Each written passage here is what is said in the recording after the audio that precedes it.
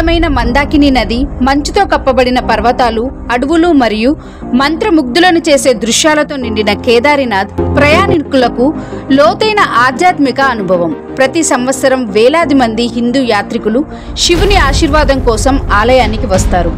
2013లో ఉత్తరాఖండ్లో భారీ అకస్మాత్తు వరదల వలన భయంకరమైన విపత్తు సంభవించింది.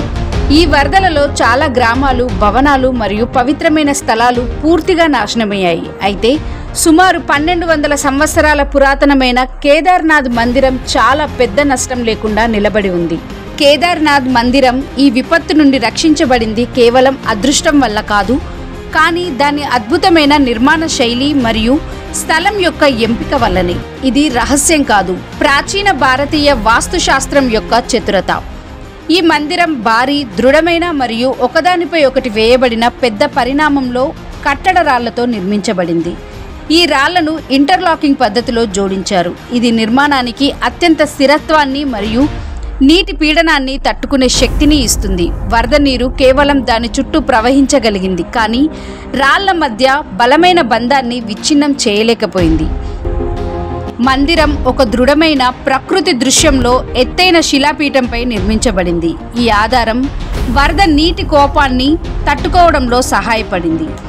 చుట్టూ ఉన్న నేల మరియు చిన్న నిర్మాణాలు కొట్టుకుపోయినప్పటికీ మందిరం నిలబడి ఉన్న బలమైన రాతి పరిసరాలు దానిని రక్షించాయి. కేదారినాథ్ మండలం మందాకిని నదికి దగ్గరగా ఉన్నప్పటికీ అది నది యొక్క బాహ్య వంపు వైపు ఉంది. నదీ ప్రవాహం యొక్క హైడ్రోడైనమిక్స్ ప్రకారం బాహ్య వంపు పక్కన ఉన్న భూమి అంతర్గత వంపు కంటే ఎక్కువ కోతకు గురవుతుంది. అయినప్పటికీ మందిరం యొక్క దృఢమైన రాతిపీఠం ఈ కోతను కూడా తట్టుకోవడంలో సహాయపడింది.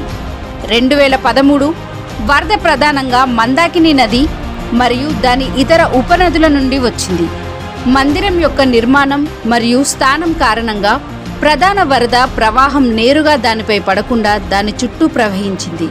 నీరు మందిరం చుట్టూ ఉన్న లోయలోకి ప్రవహించినప్పటికీ అది నిర్మాణాన్ని పూర్తిగా కొట్టుకుపోకుండా నిరోధించింది.